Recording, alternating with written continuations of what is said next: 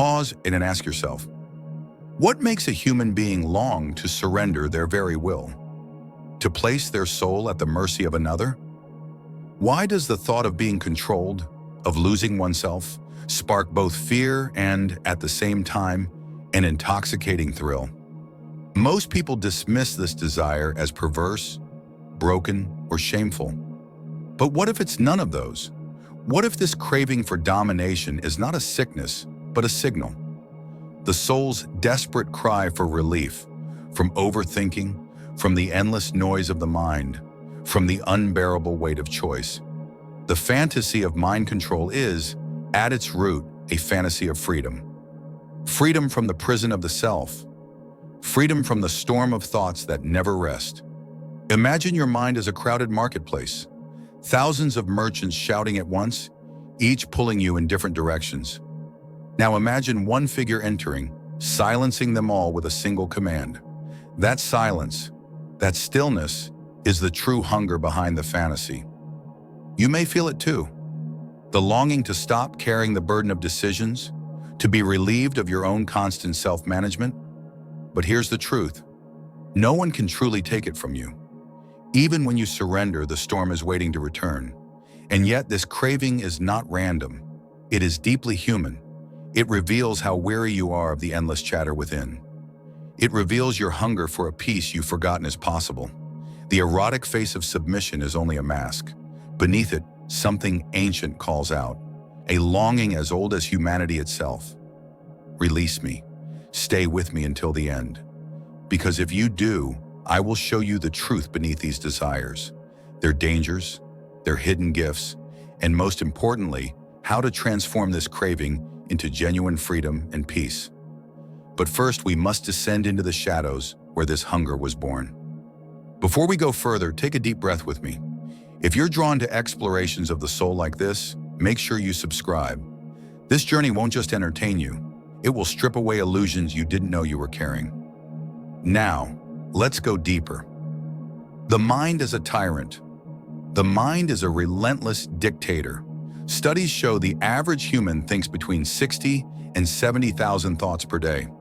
Most of them repetitive, most of them useless. The mind floods you with anxieties about the future, regrets about the past, endless calculations, and imagined disasters that will never occur.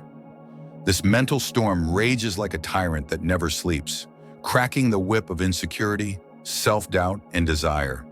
You wake up under its rule. You work under its rule. You go to sleep under its rule. And most tragically, you believe this tyrant is you. Submission fantasies offer a brief ceasefire. When someone else takes over, the burden of choice dissolves. The tyrant steps aside. For a fleeting moment, silence is felt. This is why even brilliant, powerful, and disciplined people admit to craving domination, because their inner tyrant is merciless, and they will do anything to feel it stop, even if just for an hour. Think of the soldier who, after years of commanding others, dreams of obeying orders. Think of the surgeon who holds lives in his hands, longing to finally let go of control. These are not weak people. They are exhausted people. Their fantasies do not reveal weakness. They reveal desperation for silence. Eckhart Tolle once wrote, "The mind is a superb instrument if used rightly. Misused, however, it becomes very destructive." But no one teaches us to use it, so we imagine handing the reins to another, hoping they might drive us with more peace than we could drive ourselves. Submission is not about weakness. It is about reprieve. It is the deep exhaustion of a soul who has carried its own weight for too long. But if the mind is a tyrant, then who is the self it enslaves? He, submissive soul. Who craves submission most? Not the powerless, not the timid. Often it is the powerful. CEOs, military officers, politicians, leaders of industries, men and women whose daily lives demand relentless command. In public, they appear unbreakable. In private, they kneel. They fantasize of being used, humiliated, stripped of choice, because power is a mask, and wearing it every waking moment is exhausting. Psychologists have studied this paradox for decades. The ones most in control outside the bedroom often seek the opposite within it. They long for balance, to step out of their role, to finally drop the burden of command and be carried instead. Think of Julius Caesar, who commanded empires, yet sought private submission to lovers. Or the modern executive who controls billions, but secretly pays to be ordered, bound and silenced. Their craving is not weakness, it is survival. For a moment, they get to shed the armor. For a moment, they are free from themselves. And perhaps you felt the same. Perhaps you've played the role of control so long that part of you longs to drop it, to collapse into someone else's arms and say, "You lead, I'm done." There is no shame in that recognition. But beware, because every craving carries a shadow, and what begins as harmless play can become a prison. And yet every fantasy carries a shadow. What begins as play can become a trap. The seduction of darkness, submission, domination, mind control. These are flames that burn brighter than ordinary desire. They promise intensity beyond the mundane. They promise transcendence, and they deliver at first. But play with fire long enough, and it consumes. What begins as a game in the bedroom can spiral into obsession. The submissive may begin to forget where roleplay ends and reality begins. The dominant may start to believe their partner truly exists for their control. Slowly, the line blurs. And once it blurs, it is not easily redrawn. The fantasy whispers, "Lose yourself and you will be free." But the truth is, lose yourself and you are gone. Cult leaders, toxic partners, abusers, they all thrive on this hunger. They lure you with the promise of peace, only to make you dependent on them for every ounce of it. And dependency is the slow death of sovereignty. Why does the flame seduce so powerfully? Because it offers what your mind refuses to give you: silence. But silence borrowed from another is never safe. It can be taken away at any moment, leaving you emptier than before. If you play with fire, you must remember, it burns. The question is not whether submission is dangerous. The question is, can you walk away once you've tasted it? But how can you tell the difference between fantasy that heals and fantasy that destroys? Recognizing the edge. There is a thin line between exploration and destruction. Cross it, and what once brought healing begins to hollow you out. The danger with mind control fantasies is not that they exist, it's that people forget to return. So how do you recognize the edge? Listen carefully. If submission leaves you lighter, more whole, more peaceful, then the play was medicine. If it leaves you emptier, addicted, or ashamed, then you've stepped over the line. Psychologists call this state dependency. Humans can become addicted not just to substances, but to states of consciousness. Being dominated creates an altered state. Responsibility vanishes. The mind goes quiet. For some, it is the first time they felt true silence. But if you rely on another to get you there, you are teaching yourself dependence. And dependence is always dangerous. Imagine meditation. Imagine how monks sit in silence for decades until their minds fall quiet naturally. Mind control fantasies shortcut the process, but shortcuts always have costs. The edge is crossed the moment you stop seeing the fantasy as a game and start needing it as a drug. The mind whispers, just one more time, just one more surrender. But each surrender leaves you further from yourself. Each session chisels away at the spine of your sovereignty. The difference between medicine and poison is dose and intent. Ask yourself after every encounter, am I more alive or less? More whole or less? This honesty will tell you if you are still playing or if you are being played. And so the question arises, what is it we are truly trying to escape? If this resonates with you, if you feel the pull between fantasy and truth, consider liking this video. It tells the algorithm this message matters.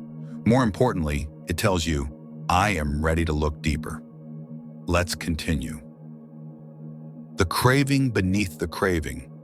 Every desire hides a deeper desire beneath it. We think we crave sex, or submission, or domination. But these are masks.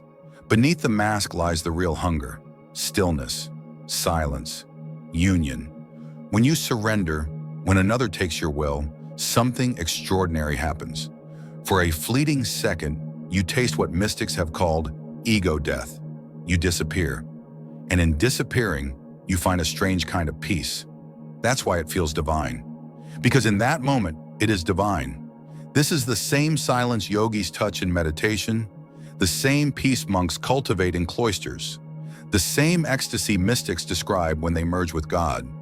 But because we've forgotten how to reach it naturally, we seek shortcuts. Through sex, through role play, through surrender. It is not sin, it is misdirection. Carl Jung once said, "Beneath every neurosis lies a spiritual problem." The problem here is not your craving for submission. The problem is that you mistake it for the real thing. You confuse the counterfeit with the authentic. Imagine being thirsty but reaching for salt water. It satisfies for a moment, then leaves you thirstier than before. That is what happens when you confuse spiritual surrender with sexual submission. One points to truth, the other distracts you from it. So the real question is not, why do I crave being controlled? The real question is, what am I really searching for beneath it? If the true hunger is for silence, then why do we keep feeding the storm? Trauma and the shadow of submission. No exploration of submission is complete without facing trauma. For many, the craving for domination is not purely erotic. It is psychological.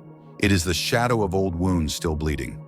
Think back to the child silenced by strict parents, to the teenager manipulated by authority, to the adult broken down by an abusive partner.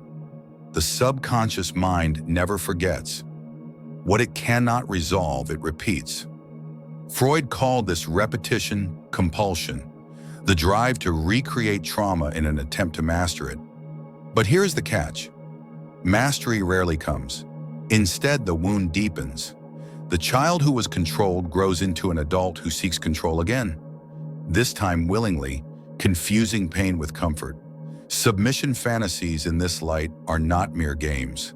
They are subconscious reenactments of unfinished stories. And this is why they feel both magnetic and terrifying. Magnetic because the psyche is pulled back to familiar patterns. Terrifying because you sense, deep down, that this is not freedom, it is reenactment. Trauma paints fantasies in seductive colors, but no matter how brightly they glow, they are shadows of the past, not doors to the future.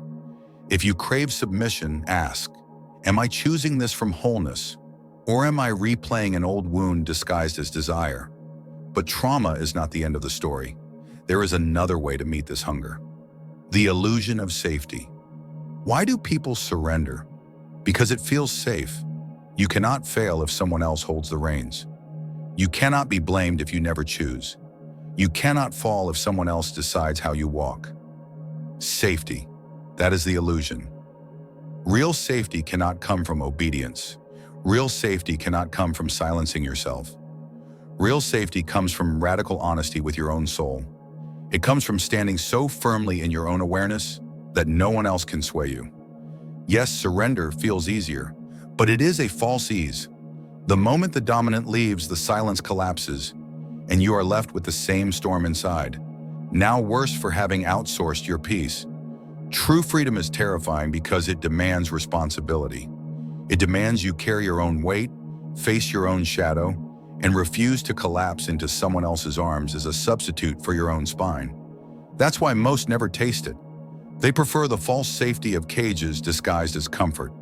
But if you are serious about liberation, you must tear away this illusion. Because until you do, every submission will only be a rehearsal for captivity. And so we must ask, what role does the ego play in all this? Go's secret games. The ego is clever. It loves games. It tells you submission is weakness, then secretly hungers for it. It tells you domination is cruelty, then secretly fantasizes about it. Why? Because the ego thrives on polarity. It feeds on extremes. The ego will whisper, "You are strong." Then minutes later whisper, "Wouldn't it feel good to be weak?" It feeds not on the content of your desires, but on the conflict between them. That conflict is its oxygen. This is why fantasies of domination and submission feel so compelling. They are theater, staged by the ego. to keep itself alive. But here's the truth. You are not the ego. You are the awareness that sees it. You are the sky, vast and open, while the ego is a storm blowing across it. The moment you recognize this, its grip weakens. Awareness dissolves illusion. When you see the game loses power. But beware, awareness alone is not enough. You must practice returning to it again and again until it becomes second nature. Otherwise, the ego will trick you back into believing you are the storm itself. But awareness alone is not enough. You must also learn defense. The predator and the prey. The danger of mind control fantasies is not only internal, it is not just your psyche that can entangle you.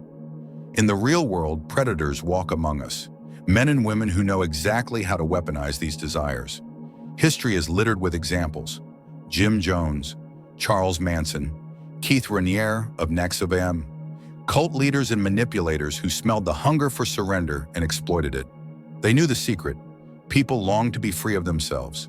Promise them peace through obedience, and they will kneel willingly. This is not just history, it happens today. Toxic partners, manipulative dominance, narcissists, all thrive on submission. They offer safety, structure, even love.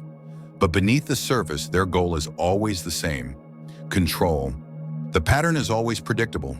Step 1, lure you in with promises of relief. Step 2, demand obedience disguised as devotion. Step 3, strip away your sovereignty until you cannot imagine life without them. What once felt like erotic play transforms into dependency. Dependency into captivity. You must be aware. Awareness is your shield. If anyone tells you, "Give me your will and I will give you peace," run. If anyone demands your silence in exchange for safety, run. If anyone blurs the line between love and ownership, run. Because the truth is this: predators cannot steal what you refuse to offer. They cannot control a soul that has learned to stand in its own center. And that is why you must learn to guard the inner world. But how do we guard the inner world where no one else can protect us? Building inner defenses. You cannot erase the craving for submission. You cannot shame it away, nor can you bury it deep enough to forget. But you can transmute it. You can redirect it into healthier channels that bring the same silence, without the risk of losing yourself. Meditation, breathwork, therapy. These are not cliches. They are weapons. Neuroscience reveals why. Meditation reduces activity in the default mode network, the very brain region tied to ego and constant thought. This is why monks radiate peace. They have found silence without needing anyone else to silence them. Breathwork resets the nervous system, pulling you from fight or flight into presence. Journaling gives the subconscious a voice so it no longer needs to sneak into fantasies to be heard. Therapy shines light on trauma, unraveling the compulsion to repeat old wounds. The goal is not to erase the fantasy, but to reclaim your power from it. To say, "I see you, I understand you, but I do not need you to survive." When you build these defenses, fantasies lose their grip. They remain play, not prisons. Choice, not compulsion. This is what sovereignty feels like. Not denying your cravings, but refusing to be enslaved by them. And yet, we must still ask, what is the ultimate purpose of these desires? If you've stayed with me this far, you are not a casual listener. You are someone seeking truth. Honor that by sharing this video with someone else who struggles in silence. You may be the reason they finally see the light. The divine disguise. Every dark desire hides a holy seed, even the craving for domination, even the hunger for erasure. Look closer and you will see what lies beneath: the soul's longing to return home. Sexual submission is a counterfeit form of spiritual surrender. It feels sacred because it resembles the real sacred act, laying down the ego before the infinite. In the arms of a dominant, you taste surrender. In the arms of God, you become surrender. The resemblance is why the fantasy feels so divine. This is why mystics and saints describe the same sensations submissives describe: release, union, obliteration of self. Teresa of Avila wrote of her ecstasy with God as though she were being ravished. Rumi described merging with the divine as being drunk and powerless. The parallels are undeniable. When you recognize this, shame dissolves. You see that even in your darkest cravings, you were not broken. You were searching. Searching for a silence deeper than your mind, a love larger than your body, a power greater than your ego. So the question is not, why do I crave submission? The question is, am I mistaking the shadow for the source? But the question remains, how do we move from counterfeit surrender to the real thing? The true surrender. True surrender is not to a lover, not to a master, not to any human being. True surrender is to life itself, to reality, to God, to the present moment exactly as it is. In meditation traditions, this is considered the highest path. Release resistance, release control, release even the idea of self. In that moment, nothing is lost, everything is gained. When you surrender to life, you are not diminished, you are expanded. You do not lose your will, you merge with a greater will. And unlike the will of another human, this greater will cannot be corrupted. It cannot abuse you. It cannot betray you. It only liberates. This is the freedom every fantasy points toward but never fulfills. You think you long for chains, but you long for wings. You think you want to be controlled, but what you really want is to stop resisting what already is. This is the true surrender. And once you touch it, the old cravings begin to fade. And once you taste true surrender, what happens to the old desires? Transcending the fantasy. When you finally touch the real silence within, fantasies lose their grip. You may still play, still experiment, still enjoy, but you no longer depend on it. The craving becomes a choice, not a compulsion. This is liberation. Liberation does not mean the absence of desire. It means the absence of slavery to desire. You can enter the game, but you can also walk away. You are free. The Buddha once said, "Desire is a contract you make with yourself to be unhappy until you get what you want." Once you see this clearly, you stop signing the contract. You recognize desire for what it is, passing clouds across the sky of your being. Beautiful, temporary, not binding. This does not mean you will never crave again. It means you will no longer be owned by your cravings, and that is the true meaning of sovereignty. But liberation is not just about inner peace. It must become practical in daily life. Real-world applications. Now that we've explored the inner mechanics, the question becomes, how do we live differently? How do we transform this craving into something that strengthens rather than weakens us? Here's the key. Energy itself is not the enemy. The urge to submit or dominate is not inherently toxic. What matters is how you channel it. Imagine you feel the urge to submit. Instead of finding someone to take control of you, sit quietly. Close your eyes. Let yourself be dominated by the present moment. Obey the breath as though it were your master. Submit to silence as though it commanded you. This is true submission, surrendering not to another flawed human being, but to reality itself. Now imagine you feel the urge to dominate. Instead of controlling another, channel that force into discipline, into creativity, into service. Build something, protect someone, dominate your own procrastination, overpower your own fear. This is true domination, not the control of another, but the mastery of yourself. Tantric teachings tell us that sexual energy is raw life force. Left unrefined, it burns in chaos. Refined, it fuels creativity, compassion, wisdom. The same energy that drives submission fantasies can drive you to write, to build, to heal, to love. So don't reject your energy, redirect it. Every time you feel the craving arise, ask, how can I use this power for something that makes me freer, not smaller? And mastery demands we face the hardest truth of all. The hard truth. Here is the truth many do not want to hear. Most people are not ready for freedom. They cling to cages. They cling to chains. They cling to fantasies of being controlled. Because true freedom demands responsibility, and responsibility is heavy. If you truly want peace, you must stop waiting for someone else to grant it. Stop waiting for a master. Stop waiting for a savior. Stop waiting for permission.